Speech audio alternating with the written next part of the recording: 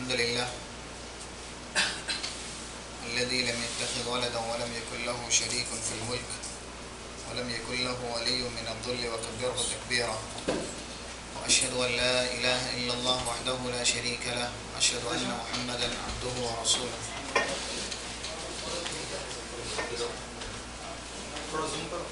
قال الله سبحانه وتعالى في كلامه المجيد: أعوذ بالله من الشيطان الرجيم إلا تنصروه فقد نصره الله إذ أخرجه الذين كفروا ثاني اثنين إذ هما في الغار إذ يقول لصاحبه لا تحزن إن الله معنا.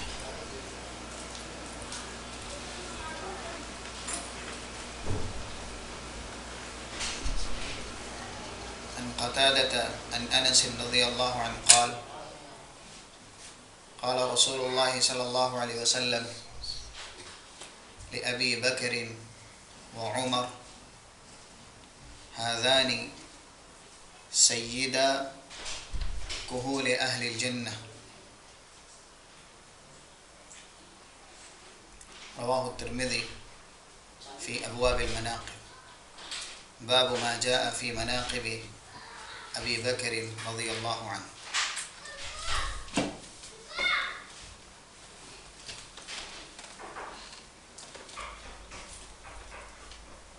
خطبہ مسنہ کے بعد سورۃ التوبہ کے آیت نمبر 40 جامع ترمذی ابواب المناقب کی ایک روایت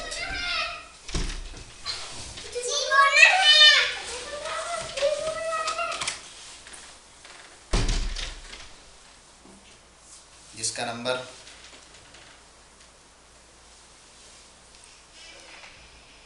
5663 ہے، آپ کے سامنے پڑھی گئی۔ آج کے خطبے کا موضوع سیدنا ابو بکر رضی اللہ تعالی عنہ کی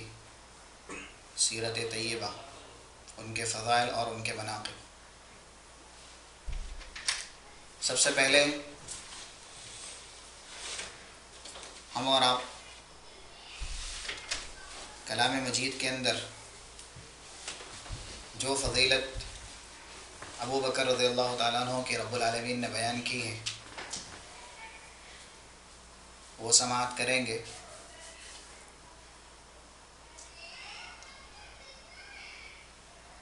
رب العالمین نے سورۃ التوبہ آیت نمبر 40 میں ابو بکر رضی اللہ تعالیٰ عنہ کی ایک صفت کی طرف اشارہ کیا، اور یہ موقع ہے نبی اکرم صلی اللہ علیہ وسلم کے ساتھ جس وقت ہجرت کی اور ہجرت میں آپ کے ساتھی رہے۔ اللہ کہہ رہا ہے: إِلَّا تَنْصُرُوا فَقَدْ نَصَرَهُ اللَّهُ إِذْ أَخْرَجَهُ الَّذِينَ كَفَرُوا ثَانِيَ اثْنَيْنِ إِذْ هُمَا فِي الْغَارِ۔ جس وقت کافروں نے نکالا نبی اکرم صلی اللہ علیہ وسلم کو اور ابو بکر رضی اللہ تعالیٰ عنہ کو، ثانی اثنین اذ ہما فی الغار، دو میں سے ایک جبکہ دونوں ہی غار میں تھے۔ اور یہ واقعہ ہم اور آپ جانتے ہیں غار ثور کا ہے، جس وقت نبی اکرم صلی اللہ علیہ وسلم اور ابو بکر قریش جو کہ دشمن تھے ان سے اپنے آپ کی حفاظت کے لیے پناہ گزین تھے غار ثور میں۔ اذ یقول لصاحبہ لا تحزن ان اللہ معنا، جس وقت اللہ کے نبی نے اپنے ساتھی اپنے دوست سے کہا حزن و غم مت کرو، ان اللہ معنا، یقیناً اللہ ہمارے ساتھ ہے، یعنی اللہ کی مدد، اعانت، اس کی نصرت، اس کا تعاون، یہ ہمارے ساتھ ہے۔ یہ آیت کریمہ حضرت ابو بکر رضی اللہ تعالیٰ عنہ کی فضیلت اور منقبت پر صراحتاً دلیل ہے، کیونکہ اللہ نے ہجرت جیسی عظیم الشان عبادت کے لیے محمد الرسول اللہ صلی اللہ علیہ وسلم کا ساتھی حضرت ابو بکر رضی اللہ تعالیٰ عنہ کو منتخب کیا، اور کلام مجید میں کنایتاً اشارتاً ان کی فضیلت بھی بیان کی کہ انہوں نے نبی اکرم صلی اللہ علیہ وسلم کا کیسے ساتھ دیا۔ صحابہ کی فضیلت کلام مجید میں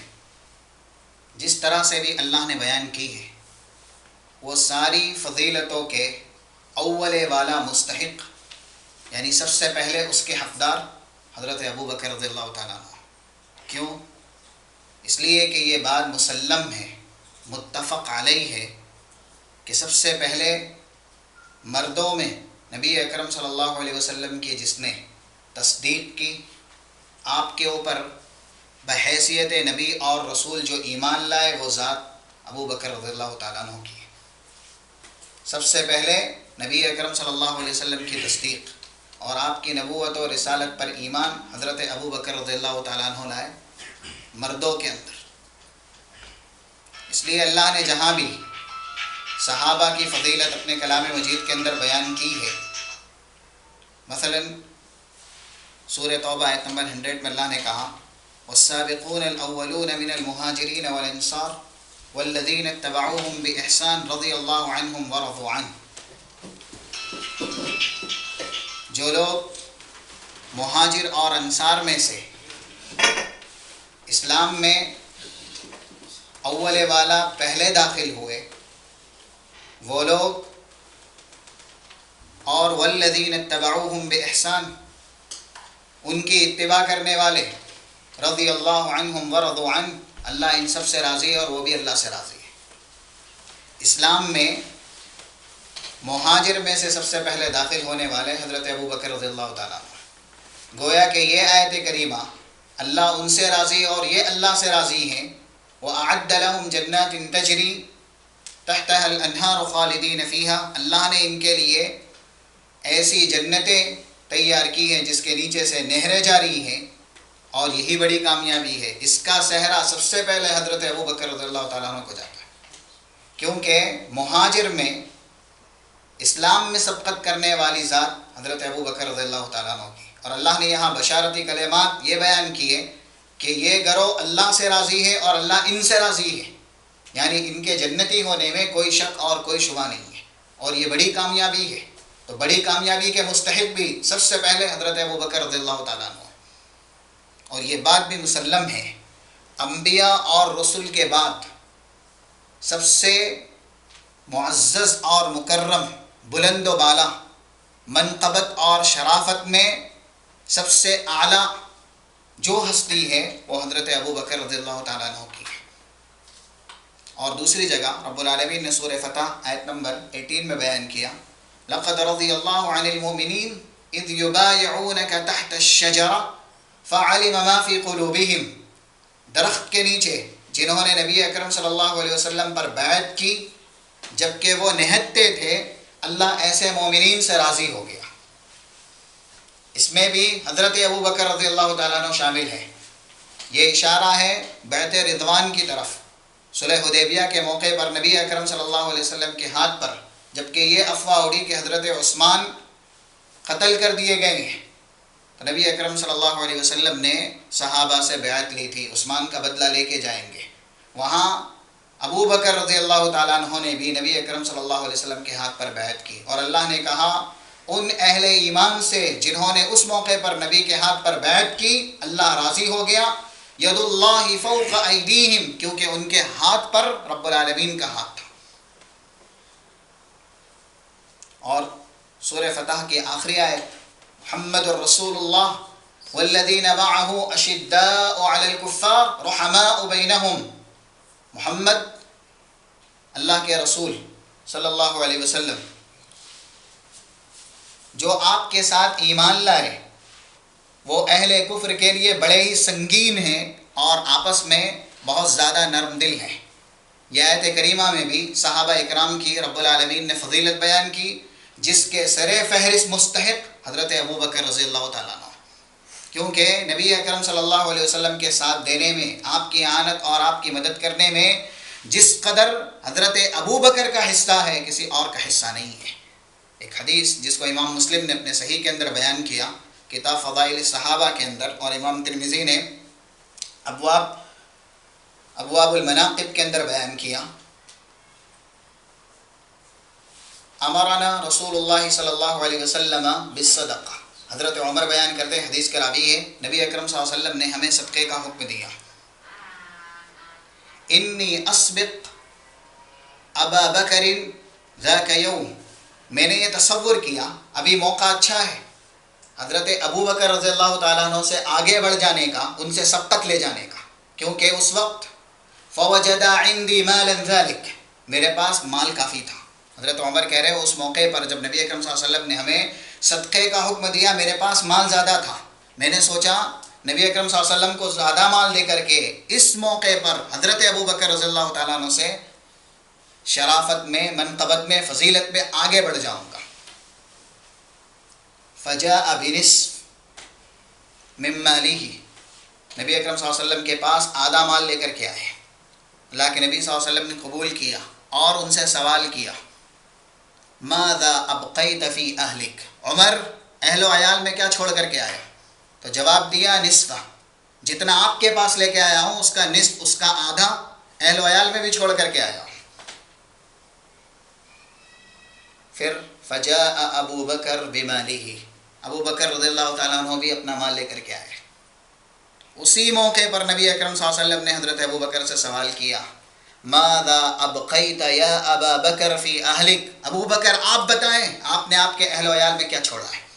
عمر فاروق سے جب سوال کیا تو انہوں نے کہا جتنا آپ کے پاس لے کر کے آیا ہوں سرمایہ، اتنا آدھا، یعنی اتنا ہی سرمایہ میرے گھر کے اندر موجود ہے. ابو بکر رضی اللہ تعالیٰ نے جب مال لے کر کے آئے اور ان سے سوال کیا نبی اکرم صلی اللہ علیہ وسلم نے، انہوں نے یہ جواب دیا، انی ترکت فی بیتی اللہ و رسول، میں نے اپنے گھر کے اندر صرف اللہ اور اس کے رسول کا نام چھوڑا ہے. میرے گھر میں صرف اللہ اور اس کے رسول ہیں، یعنی جتنا گھر میں تھا پورا سرمایہ میں نے نبی اکرم صلی اللہ علیہ وسلم کو لا کے دے دیا. اس موقع پر عمر فاروق کہتے ہیں کہ نبی اکرم صلی اللہ علیہ وسلم سے جتنی فضیلت ابو بکر رضی اللہ تعالیٰ عنہ کو ملی وہ سب سے زیادہ ہے، اور اب کبھی بھی میں حضرت ابو بکر رضی اللہ تعالیٰ عنہ سے فضیلت یافتہ نہیں ہو سکتا، ان سے آگے نہیں جا سکتا. آج کے دن میں نے تصور کیا تھا کہ میں حضرت ابو بکر سے سبقت لے جاؤں گا، لیکن یہ ناممکن ہے کہ آج کے بعد میں حضرت ابو بکر رضی اللہ تعالیٰ عنہ سے سبقت لے جاؤں. اس لیے نبی اکرم صلی اللہ علیہ وسلم نے حضرت ابو بکر رضی اللہ تعالیٰ عنہ کی فضیلتیں بیان کی ہے. آئیے احادیث نبویہ کے اندر جو فضیلت ہے، سب سے پہلی فضیلت خطبہ مسونہ کے بعد جو حدیث آپ کے سامنے بیان ہوئی، نبی اکرم صلی اللہ علیہ وسلم حضرت ابو بکر اور عمر سے کہتے ہیں، ھذان سیدا کہول اہل الجنہ، جنت کے اندر جتنے بردبار ہوں گے، جتنے بھی عقل مند ہوں گے، یہ دونوں شخص جنت کے عقل مند اور بردبار لوگوں کے سردار ہیں. جتنے جنتی بردبار ہیں، یعنی لوگوں کو معاف کرنے والے ہیں، لوگوں کے ساتھ رحم دلی شفقت سے پیش آنے والے ہیں، اپنے غصے کو پینے والے ہیں، اس کو بردباری کی صفت سے متصف کیا جاتا ہے. اور جو بھی عقل مند ہے جنت میں، ان سب کے سردار ابو بکر رضی اللہ تعالیٰ عنہ ہیں اور عمر فاروق ہیں. یہ حدیث بتاتی ہے کہ جنت میں جو عقل مند ہوں گے، کیونکہ رب العالمین جن کو بھی جنت میں داخل کرے گا وہ عقل مند ہی ہوگا، اس لیے جنت میں عقل مندوں کے سردار کون ہیں؟ حضرت ابو بکر اور عمر فاروق رضی اللہ تعالیٰ. حضرت عمر فاروق بیان کرتے ہیں، جیسا کہ ترمذی ابواب المناقب میں روایت صحیح ہے، حضرت عائشہ ان سے نقل کرتی ہے کہ عمر فاروق کہا کرتے تھے، ابو بکر سیدنا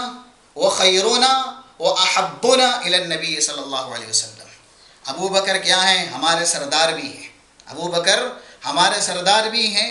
اور ہم میں سب سے بہتر بھی ہیں، نبی اکرم صلی اللہ علیہ وسلم کے سب سے چہیتے بھی ہیں. یہ تین صفتیں عمر فاروق نے بیان کی، حضرت عائشہ نقل کرتی. سرداری کی صفت یہ بھی حضرت ابو بکر رضی اللہ تعالیٰ عنہ کی. نبی اکرم صلی اللہ علیہ وسلم کے سب سے چہیتے یہ بھی ابو بکر رضی اللہ تعالیٰ عنہ کی صفت. اور سب سے بہتر ہم میں، کیونکہ اتفاق تھا صحابہ میں نبی کے بعد اگر اس امت محمدیہ میں سب سے عظمت والی کوئی ہستی ہے، سب سے بہتر کوئی ہستی ہے، تو وہ ہستی حضرت ابو بکر رضی اللہ تعالیٰ عنہ کی ہے۔ اسی لیے عبداللہ بن شقیق جو تابعی ہیں وہ بیان کرتے ہیں، روایت بھی ترمذی میں ابواب المناقب میں موجود ہیں، سألت عن عائشہ رضی اللہ عنہا ای اصحاب رسول اللہ صلی اللہ علیہ وسلم احب الی النبی صلی اللہ علیہ وسلم، نبی کے صحابہ میں نبی کو سب سے زیادہ عزیز کون تھے، نبی کے صحابہ میں نبی کو سب سے زیادہ محبوب کون تھے؟ حضرت عائشہ کہتی ہے ابونا، ہمارے باپ یعنی ابو بکر رضی اللہ تعالیٰ، سب سے زیادہ محبوب حضرت ابو بکر تھے۔ اسی لیے محمد رسول اللہ صلی اللہ علیہ وسلم نے ابو بکر رضی اللہ تعالیٰ عنہ کی جو فضیلت بیان کی، مثلا مجمع صحابہ میں، یہ صحیح مسلم کی روایت ہے، کتاب فضائل الصحابہ میں، باب مناقب فضائل ابی بکر رضی اللہ تعالیٰ عنہ، مجمع صحابہ میں نبی اکرم صلی اللہ علیہ وسلم نے سوال کیا، من اصبح منکم صائما، دیکھیے فضیلت کے پیچھے کیا اسباب ہے، اتنا بڑا مقام اور اتنی بڑی فضیلت کیسے ملی؟ کیونکہ ان کے اندر ایسی خوبیاں تھیں اور ایسے اوصاف تھے جس کی وجہ سے رب العالمین نے اتنا بڑا مقام دیا کہ وہ نبی اکرم صلی اللہ علیہ وسلم کے بعد امت میں سب سے بہتر اور برتر شمار کیے گئے۔ نبی نے سوال کیا من اصبح منکم صائما، آج کے دن صبح ہوتے حالت روزے میں صبح کس نے کی ہے؟ کس کی صبح روزے کی حالت میں ہوئی ہے؟ جواب کسی کی طرف سے نہیں آیا۔ ابو بکر رضی اللہ تعالیٰ عنہ نے کہا آنا، یعنی میری صبح روزے کی حالت میں ہوئی ہے۔ نبی اکرم صلی اللہ علیہ وسلم نے پھر سوال کیا من عاد منکم مریضا اليوم، آج کے دن کس نے کسی مریض کی عیادت کی؟ مجمع صحابہ میں سے کسی کی طرف سے جواب نہیں ہے۔ ابو بکر رضی اللہ تعالیٰ عنہ کہہ رہے ہیں میں نے مریض کی عیادت کی۔ من اطعم منکم مسکینا اليوم، آج کے دن مسکین کو کھانا کس نے کھلایا؟ کسی کی طرف سے جواب نہیں آیا۔ ابو بکر رضی اللہ تعالیٰ عنہ کہہ رہے ہیں مسکین کو کھانا میں نے کھلایا۔ صدقہ کس نے کیا؟ میں نے کیا۔ یہ سوالات نبی اکرم صلی اللہ علیہ وسلم کی طرف سے تھے، مجمع صحابہ میں تھے، جواب کسی نے نہیں دیا، ابو بکر رضی اللہ تعالیٰ عنہ نے دیا۔ نبی اکرم صلی اللہ علیہ وسلم نے کہا اذا اجتمعنا هذه الصفات في اي شخص فهو من اهل الجنہ، اگر یہ صفتیں کسی کے اندر جمع ہیں تو کوئی شک نہیں اس کے جنتی ہونے کے اندر، وہ جنتی ہے۔ یہ اسباب ہیں، یعنی صبح حالت روزہ میں مریض کی عیادت، صدقہ کرنا، مسکین کو کھانا کھلانا، جب یہ اسباب پیدا ہوں جس کے پیچھے نبی اکرم صلی اللہ علیہ وسلم کی بشارت پنہاں ہے کہ اگر یہ صفتیں کسی کے اندر موجود ہیں تو اس کے جنتی ہونے میں کوئی شک نہیں ہے۔ ایسے ہی بخاری اور مسلم کی روایت ہے، نبی اکرم صلی اللہ علیہ وسلم بیان کرتے ہیں، حضرت ابو ہریرہ اس حدیث کے راوی ہیں، من انفق زوجین فی مال فہو فی الجنہ، جس نے مال کی کسی قسم میں سے دو چیزیں اللہ کی راہ میں خرچ کی، مثلا آپ کے پاس دینار ہے تو 2 دینار آپ نے دیے، اس سے زیادہ دیے، یہ اور باعث اجر ہے۔ لیکن من انفق زوجین فی صنف مال فی سبیل اللہ فہو فی الجنہ، جس نے اپنے مال میں سے کوئی بھی چیز 2 گنا اللہ کی راہ کے اندر دی، مثلا جانور ہے 2 جانور دیے، چاہے وہ جانور اونٹ کی شکل میں ہو یا پھر بکری کی شکل میں ہو، دینار درہم ہے، دینار 2 دیے، درہم 2 دیے، جو بھی مال آپ کے پاس ہے وہ جنت کے اندر ہے۔ پھر نبی اکرم صلی اللہ علیہ وسلم بیان کرتے ہیں فمن کان من اہل الصدقہ فدعی من باب الصدقہ، جو صدقہ کرنے والا ہوگا وہ جنت میں ایک دروازہ ہے باب الصدقہ، اس سے بلایا جائے گا۔ من کان منکم صائما فدعی من باب الریان، جو روزے دار ہوگا باب الریان سے بلایا جائے گا۔ اور من کان منکم حافظا علی صلاۃ دعی من باب الصلاۃ، اور جس کی نماز پر پابندگی اور حفاظت ہوگی، مداومت ہوگی، وہ باب الصلاح سے بلایا جائے گا۔ جنت کا ایک دروازہ ہے۔ حضرت ابو بکر رضی اللہ تعالیٰ عنہ بیان کرتے ہیں، فہل ہناک واحد یدعا من تلک الابواب کلھا، کیا کوئی ایسا بھی ہوگا جس کو 8 دروازے سے بلایا جائے گا؟ نبی اکرم صلی اللہ علیہ وسلم نے کہا وارجو ان تکون منہم، مجھے امید ہے کہ وہ صرف آپ ہیں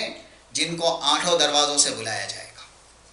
ابو بکر رضی اللہ تعالیٰ عنہ، جنت کے 8 دروازوں سے حضرت ابو بکر رضی اللہ تعالیٰ عنہ کو دعوت دی جائے گی جنت میں داخل ہونے کے لیے۔ اسی لیے حضرت حذیفہ بیان کرتے ہیں، ترمذی کی روایت ہے، حضرت ابو بکر رضی اللہ تعالیٰ عنہ کے مناقب میں امام ترمذی نے بیان کی، کننا نجلس عند النبی صلی اللہ علیہ وسلم، نبی اکرم صلی اللہ علیہ وسلم کے پاس نشست اور محفل لگی ہوئی تھی۔ اللہ کے نبی صلی اللہ علیہ وسلم نے کہا انی لا ادری ما بقائی فیکم، مجھے نہیں پتا تم لوگوں کے بیچ میں کتنا رہنے والا ہوں، میری مدت کیا ہے۔ نبی خود کہہ رہے ہیں انی لا ادری ما بقائی فیکم، یہ حدیث بالکل صحیح ہے۔ جو لوگ یہ کہتے ہیں کہ نبی اکرم صلی اللہ علیہ وسلم دنیا سے رخصت نہیں ہوئے، کیا وہ نبی کی زندگی سے زیادہ جان رہے ہیں؟ اللہ کے نبی خود اپنے بارے میں کہہ رہے ہیں انی لا ادری ان ابقا فیکم یا کم بقائی فیکم، مجھے نہیں پتا آپ کے بیچ مجھے کتنی مدت رہنا ہے، لیکن اقتدوا بالذین من بعدی واشار الی ابی بکر وعمر، میں اپنے بعد ایک دستور اور ایک قانون چھوڑ کے جا رہا ہوں، میرے بعد اگر کسی کی اتباع کرنی ہے ابو بکر رضی اللہ تعالیٰ عنہ کی اور عمر فاروق رضی اللہ تعالیٰ عنہ کی۔ آج جتنے بھی مختلف مسائل ہیں جن کو بھی دین کے اندر جوڑا جاتا ہے، ایڈ کیا جاتا ہے، ان سب کی اصل یا تو آپ قرآن پہ پیش کیجئے یا حدیث پہ پیش کیجئے۔ اگر قرآن اور حدیث سے وضاحتاً صراحتاً آپ کو جواب نہیں ملتا، حالانکہ قرآن اور حدیث میں سارے مسائل کا حل موجود ہے، لیکن ہماری اور آپ کی عقل یہ کامل نہیں ہے، ناقص ہے، ہو نہ ہو وہ رسائی ہماری عقل ان رسائی تک نہ پہنچ سکے جہاں تک اللہ اور اس کے رسول کی عقل پہنچی ہے۔ اس لیے دین کے مختلف مسائل قرآن اور حدیث کے بعد آپ ابو بکر رضی اللہ تعالیٰ عنہ کی سیرت اور عمر فاروق رضی اللہ تعالیٰ عنہ کی سیرت پہ پیش کیجیے۔